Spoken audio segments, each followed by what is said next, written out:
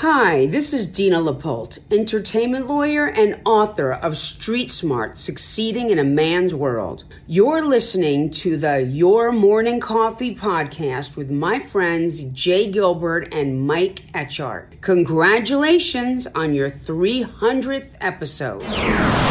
Concord and BMG confirm merger. 3 observations from Tim Ingham over at Music Business Worldwide. And from Maddie Lindert over at Pitchfork, An Idiot's Guide to Music AI.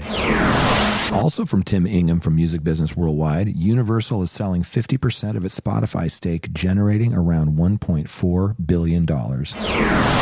And from Ethan Millman over at The Hollywood Reporter, Universal Music artists can reap millions from Spotify stock sale, and that's thanks to Taylor Swift. So all of this, plus we write letters to our representatives in support of the American Music Fairness Act on this, the 300th episode of the Your Morning Coffee podcast. We're going to start the show right about now. Stand by for transmission. This is London calling. Wake up! The revolution is at hand! Your morning coffee is on the air.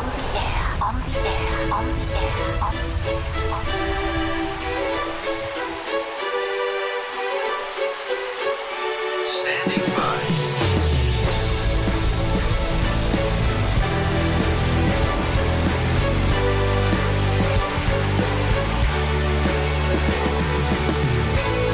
Your morning coffee, the weekly music news for the new music business. It's the highly curated, agitated, advocated, moderated, and liberated digital music information that you need to know. We are your digital music authority. And now from our studios in Hollywood, California, here's your hosts, Jay Gilbert and Mike Etchart.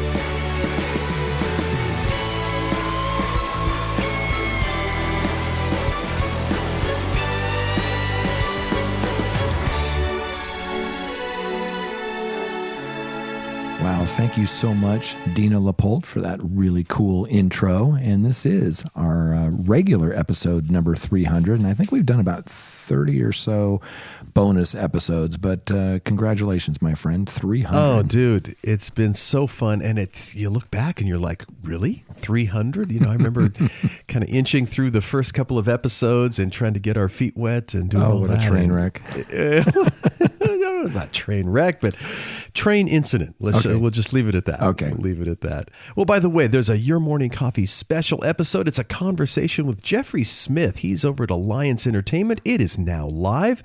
Jeffrey is the VP of Marketing for Alliance Entertainment. If you're listening to a vinyl LP today, the chances are it came through Alliance. Yeah, pretty good chance. I sat down with him and we talked about releases on physical products like CD and vinyl. We talked about Alliance versus Amped to kind of clear that up, and the truth about vinyl buyers who actually own a record player. Yeah, indeed. Great piece. This is an article from Murray Stassen over at Music Business Worldwide. Sorry, AI artists. Spotify's not letting you become verified on its platform. So Spotify is introducing a new verification badge for artist profiles. Yeah, this is a brand new badge. It goes beyond simply confirming whether a profile is claimed and, instead attempts to signal something the streaming platform says has become harder to establish in this age of generative AI. And that's the authenticity of the artists behind the music.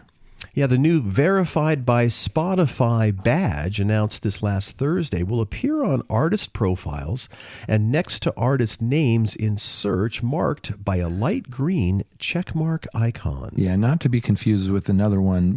Back in January, Spotify had already retired that long-standing quote-unquote verified artist blue checkmark.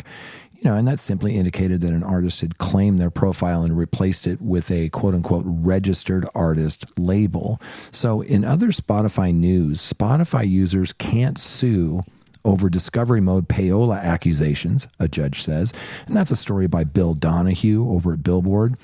A class action lawsuit claimed that the platform's recommendations are secretly sold for money, but a judge now says that users waive their right to sue when they sign up.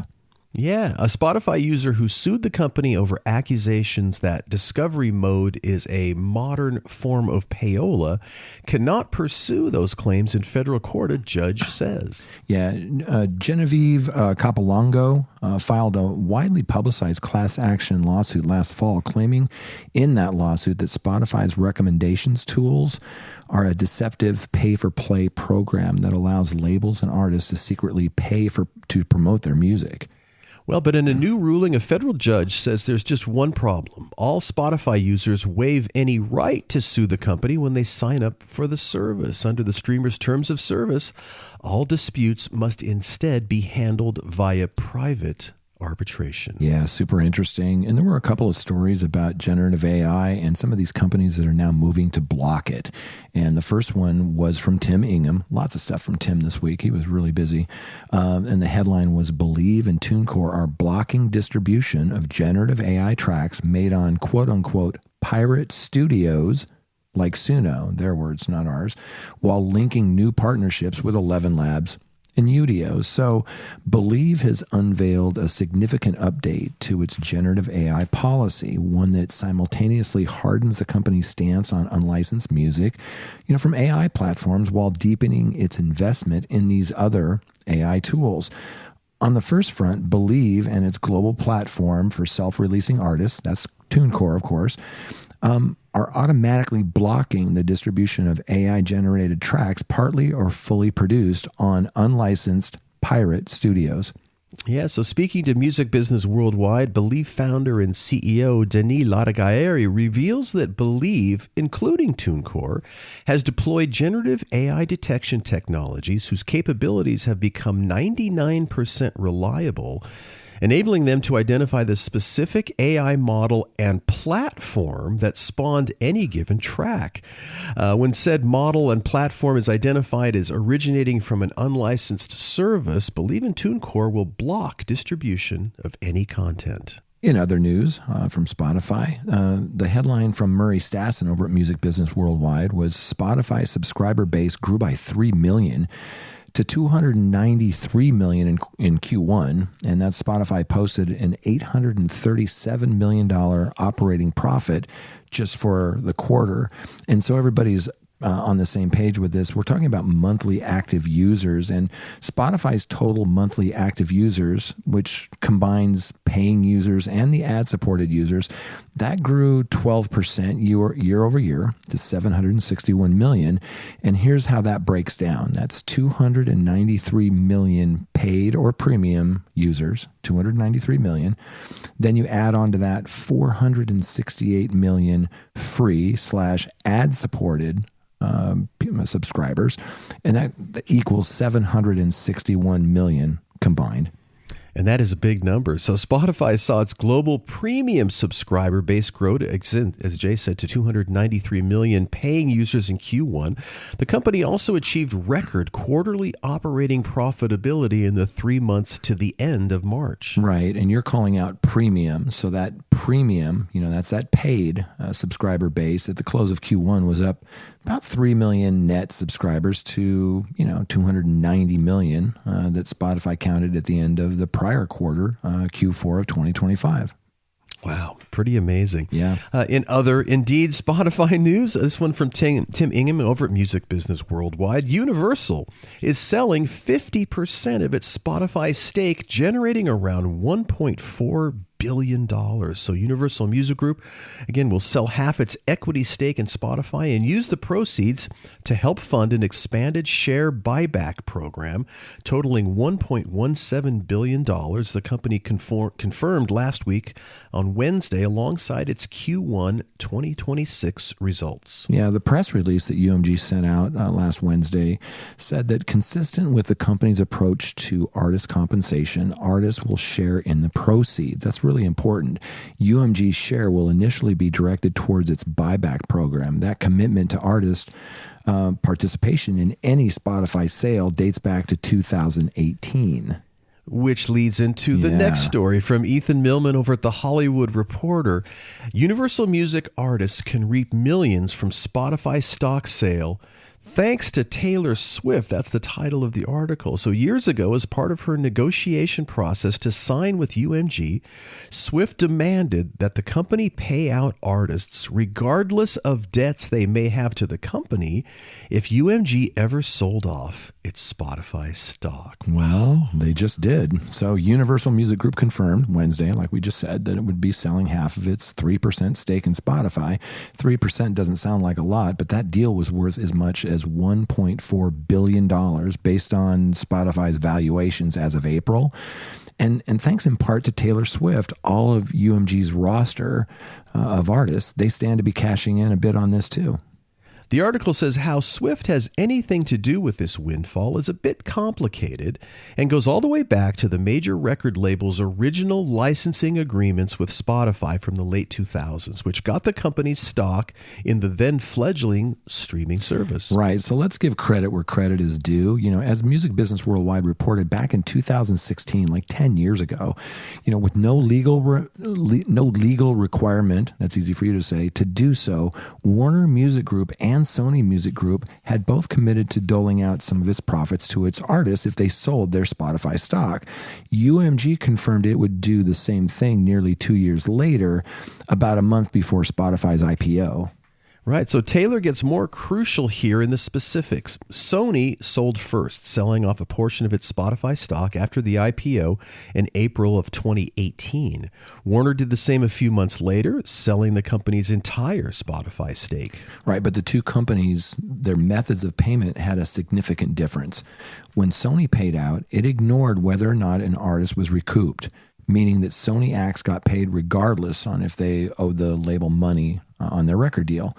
Warner, however, kept recoupments in consideration, so the label kept more of the profits. So thank you, Taylor Swift. Absolutely. Wow. And I'd forgotten about that. It's just remarkable that because they were the last ones to sort of sell off.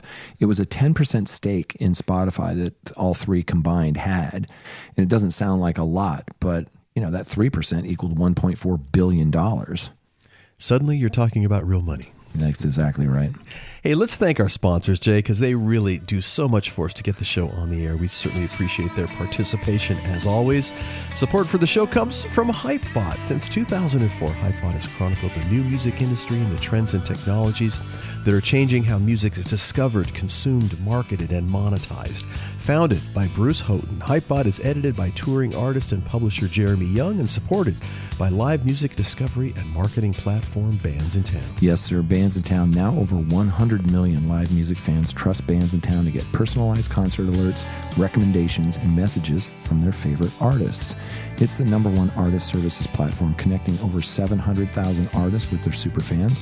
Managers, labels, agencies, and artists access their own dashboard to manage and promote their tour dates to music fans across all platforms, and Apple Music now has concert listings because of Bands in Town. Indeed, indeed, indeed. Hey, and every week I get to hang with my brother, Jay Gilbert, music business consultant, educator, curator of the weekly Your Morning Coffee newsletter, a former executive with Universal Music, Sony Music, and Warner Music Groups, and a man who knows the route between Los Angeles and Nashville and could probably fly the plane if he had. And that's where I'm sitting right now, and I get to do this show every week with my good friend Mike Etchart, longtime host of Sound and Vision Radio, formerly of SST Records, Warner Music, Capital EMI, and Universal Music Group. Well, Jay, let us jump into the big stories, shall we? Yeah, and the big news everybody knows this week. Concord and BMG, they confirmed a merger, and there was a great story in Music Business Worldwide by Tim Ingham, and it says 3 observations from Tim Ingham. And he starts it off by saying that BMG just got significantly bigger. And that's one of the takes on this week's news of a merger between Bertelsmann's music company, BMG, and Concord. Yeah, the newly combined company will be 67% owned by Bertelsmann and carry the BMG brand, but sit above 2 entities, Concord Records and BMG Publishing. As reported earlier, Bob Valentine, currently CEO of Concord, he'll become the CEO of this new entity with Thomas Coesfield, currently the CEO of BMG and soon to be CEO of Bertelsmann, becoming its chairman. In their official confirmation of the merger, the companies didn't disclose a valuation for either one, Concord itself, or two, the combined entity, but they did give us some breadcrumbs. And here are a few quick thoughts on the deal and its financial significance from Tim Ingham. Indeed. The first, a combined BMG and Concord is worth $15 billion or so. That's big. The run-up to this deal was marked by rumor and speculation about its commercial detail. Bloomberg, who broke the news of talks back in January, reported that Concord can be valued as high as $7 billion. Billboard came out of the traps next and was more conservative, suggesting the deal might value Concord at more than $6.6 billion. Tim's own well-placed sources suggest that the agreement gave Concord an enterprise value of about $7.4 to $7.6 billion, and that the combined entity is now worth close to $15 billion. So when you look at the numbers BMG released last week, this is no great surprise.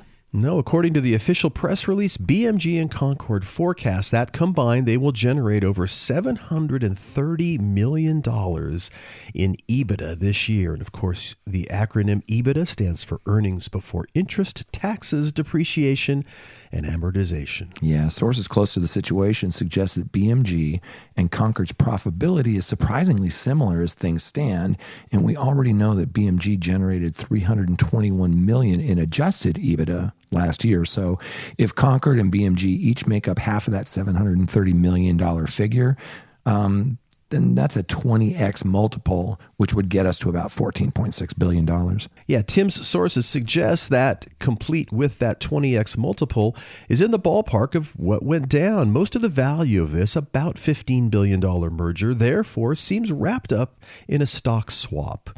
But in paper value terms, it's still one of the biggest deals in the music industry's history. Yeah, Tim goes on to write that other big swingers that come to mind, that consortium led by Tencent swooped in for 20% of UMG back in 2020, 2021. That was around $7 billion. UMG was valued approximately at $37 billion at the time. Len Blavatnik acquired all of Warner Music Group for about $3.3 billion in 2011, while other 10-figure deals like UMG's acquisition of EMI back in 2012 and Sony's acquisition of EMI in 2018 also warrant some mention here. Well, the Mac Daddy probably remains Seagram, buying Polygram from Philips for over $10 billion back in 1998, 80% of that in cash, effectively creating the company we now know as Universal Music Group. Seagram later merged with Vivendi in an all-stock deal. Yeah, we were working there at the time. And number two, no, the new BMG won't be rivaling Warner Music Group for scale. Profitability, well, that's another question. As mentioned, the press release last week noted that a projected pro forma EBITDA, whatever that is, over $730 million, it's actually a projection, excuse me, for the combined BMG Concord company. Note, pro forma EBITDA is an adjusted forward-looking earnings figure used in mergers and acquisitions to estimate, sort of future profitability. Right. So Reuters suggests this is expected to be achieved from an annual turnover of about $2.2 billion, putting BMG Concord's EBITDA margin at more than 33%. Again, this fits with what we already know of BMG, whose profit margin under Thomas Coesfeld reached a record 32%. Last year in 2025. Yeah, Coesfeld told Tim Ingham in an interview, which is set to publish soon, that he sees three types of music rights companies. One, distributors, administrators. Number two, catalog owners. Number three, hybrid music firms who can use their operational power and reach to drive revenues for their catalog. Right. The combined BMG and Concord is now comfortably the world's fourth biggest music rights company. Tim says, however, it won't be challenging the world's third biggest, Warner Music Group, for reach anytime soon. Yeah, everybody's talking about this fourth major. So in its fiscal year 2025, to the end of September last year, Warner Music Group generated $6.7 billion in top-line revenue, around 3 times the size of this proposed BMG Concord revenue in 2026. Eagle-eyed readers will have spotted that WMG's annual profitability there, it's a little over $1.4 billion, isn't far away from the yearly EBITDA number that BMG and Plus Concord says it is now targeting in the midterm. That's about $1.2 billion. Right. And third and lastly, BMG is proud of its direct digital distribution strategy. Will it bring the same to Concord? So this week's story isn't just about who acquired Concord. It's about who did not acquire Concord. Universal Music Group has long been Concord's exclusive global distributor. Yet on this occasion, UMG declined to acquire Concord. I thought that was super interesting. Potentially, maybe they were wary of regulatory scrutiny following a bruising ride from the European Commission over its downtown purchase. Right. There are advantages to distributing via UMG for Concord. UMG's global infrastructure, its platform-level negotiating leverage, and its access to, for example, Spotify marketing tools represent strong additive value. Right, but one of Thomas Kosfeld's first major moves as BMG's CEO back in late 2023 was to end the company's long-running distribution deal with Warner Music Group /ADA and take the streaming giant in-house, going direct with Spotify and Apple Music. So the results have been notable and have played a material role in BMG's EBITDA margin, hitting that record 32% that you mentioned in fiscal year 2025.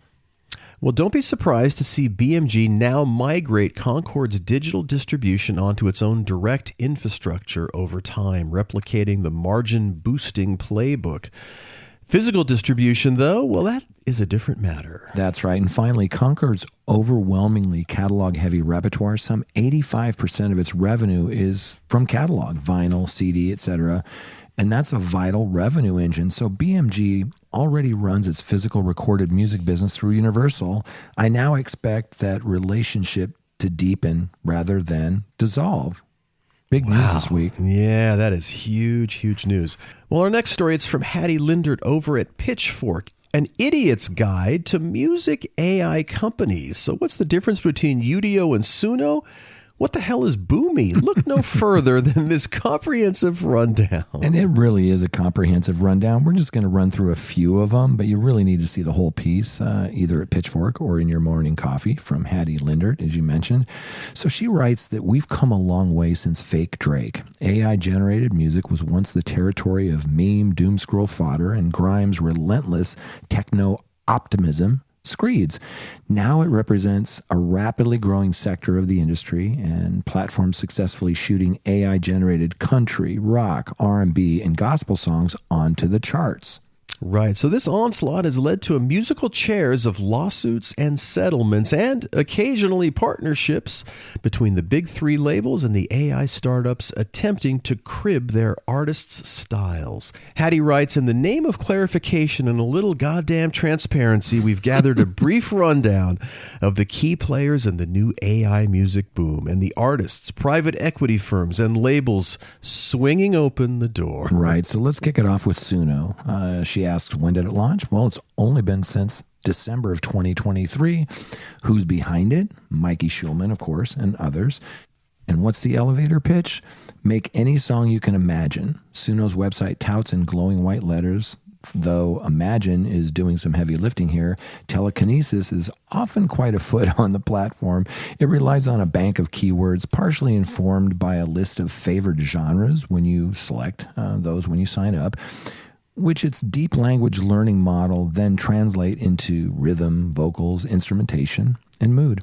Yeah, users are encouraged to add details to direct the tech, but in Suno's advanced mode, the possibilities expand, allowing you to adjust for weirdness and style influence.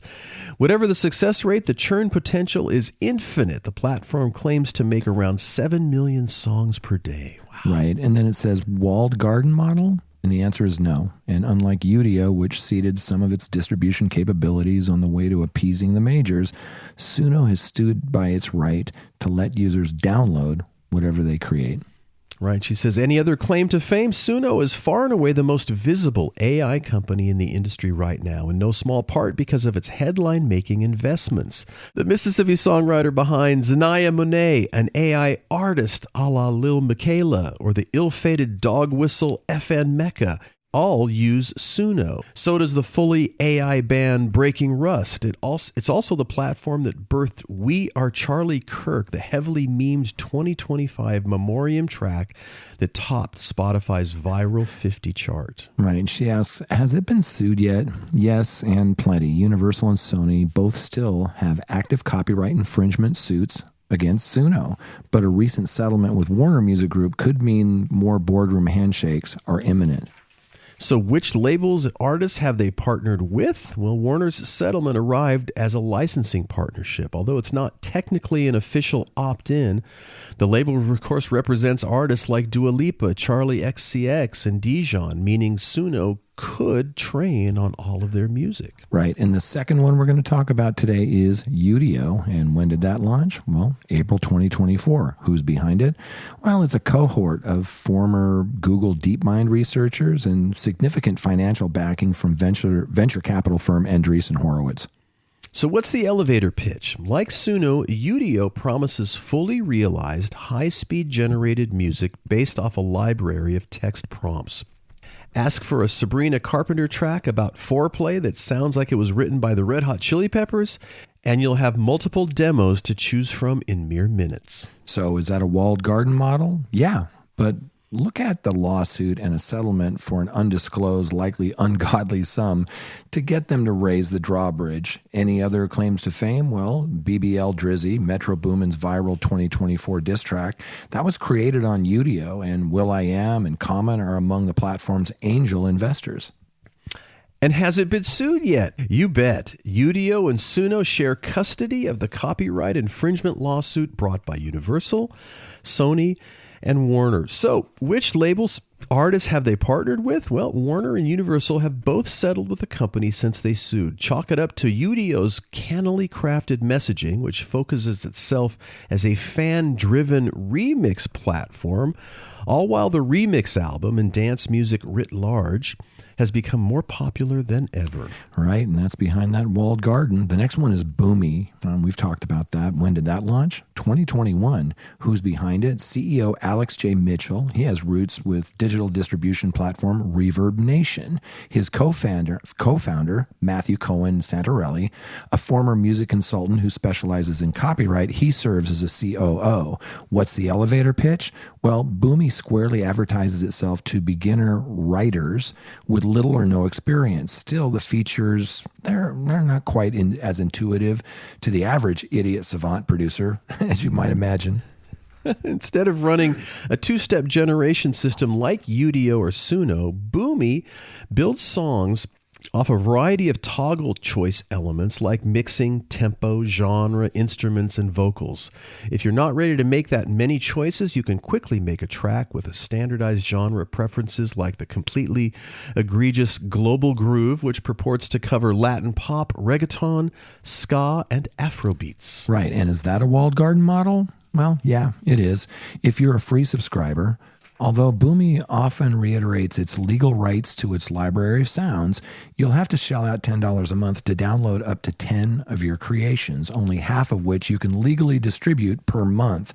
An enhanced $30 pro membership, that promises full commercial rights to any creator. Any other claims to fame? Well, Boomy is perhaps best known for its looming presence in the first ever criminally prosecuted case of streaming fraud in the U.S.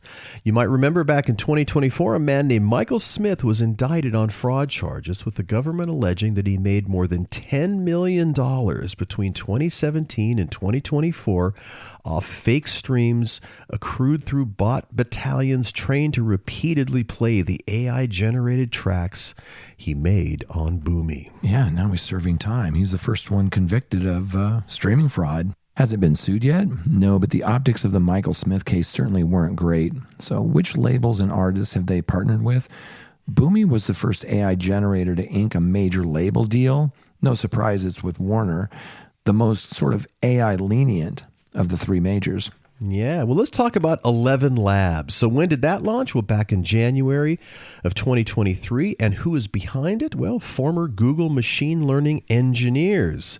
And hey, what's the elevator pitch? Well, 11 Labs has primarily operated in the spoken word realm with its text-to-voice AI generator, but it's the company's voice cloning technology that has caught the attention of the music industry. Right. And is it a walled garden? Well, yeah, for the most part, but don't expect to see an Apple Music widget soon. Although 11 Labs offers API access to certain systems, its flashier capabilities, including voice cloning, AI dubbing, they're contained in a proprietary workflow that doesn't function outside of the 11 Labs platform.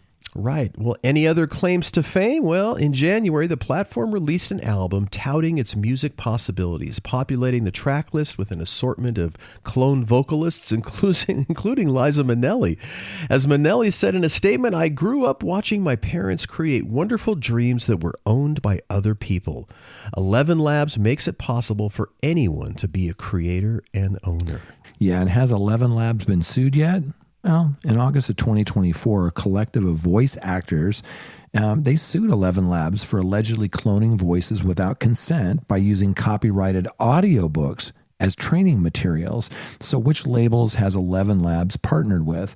Well, they haven't linked any label deals yet, but Liza Minnelli isn't the only notable musicians who's popped up, on that 11 album. No, Art Garfunkel and Michael Feinstein also feature on the album. On the voiceover side, the estates of Judy Garland, Lana Turner, and Sir Laurence Olivier all have agreements with the company.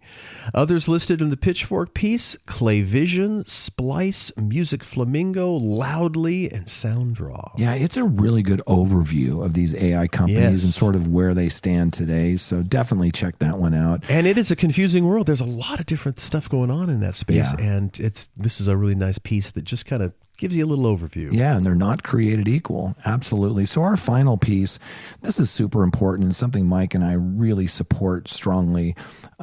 Most people don't understand that when your song is played on the radio in the United States, that the performer doesn't get paid for that. And it's paid on the publishing side, but not the performer. So there's an bill that we're going to talk about called the American Music Fairness Act. That's AMFA. And that bill closes that loophole that allows AM/FM radio broadcast corporations to get away with playing music on the radio, making money on the advertising revenue, but then not paying the artists behind the song. So believe it or not, it has bipartisan support in Congress, and lawmakers need to know their constituents are paying attention. Yeah, so please write to your elected officials. This following text is in the Your Morning Coffee newsletter, by the way, this week. So this is what it reads. Dear Senator, as your constituent, I am asking you to support the American Music Fairness Act legislation that will require big radio corporations to pay artists for playing their music on AM and FM radio. Right. The message goes on to say that thousands of artists and music lovers have called on Congress to pass the American Music Fairness Act, and I stand with them. Radio corporations make about $13.6 billion every year in advertising revenue while still denying payments to the artists who perform the music they play. These performers are our family, friends, and neighbors who need your help. Yes, the American Music Fairness Act is common sense legislation. It provides fair pay for hardworking American artists while protecting small radio stations by limiting what they'd have to pay yearly for music to between $10 and $500. Right. Some of these radio stations are saying that, this is going to put us out of business. It's not. Like you just said, it's between $10 and $500 a year. Congress alone has the power to fix this. It's time to pass the American Music Fairness Act. Yeah, man, it sure is. And, this is, as we mentioned at the top, this is our 300th episode. We've been talking about different bills that have kind of come and gone, none of which seems to stick. And gosh, I just hope this one does. We are just a pariah in the world for not having that. It sucks. Yeah, Oh, my goodness. Well, let's thank our sponsors and wrap up the show. Big thanks to our friends at Hypebot and Bands in Town. We certainly appreciate them. By the way, if you'd like to advertise on the podcast or in the newsletter, you can jump over to yourmorning.coffee for more information. Music is by our friends, the Licorice Quartet. And by the way, if you like the show, please just tell one friend. Jay and I would certainly appreciate that. So on behalf of my traveling buddy, Jay Gilbert, I'm Mike Etchart. Thanks for listening. We'll be back next week on the Your Morning Coffee Podcast.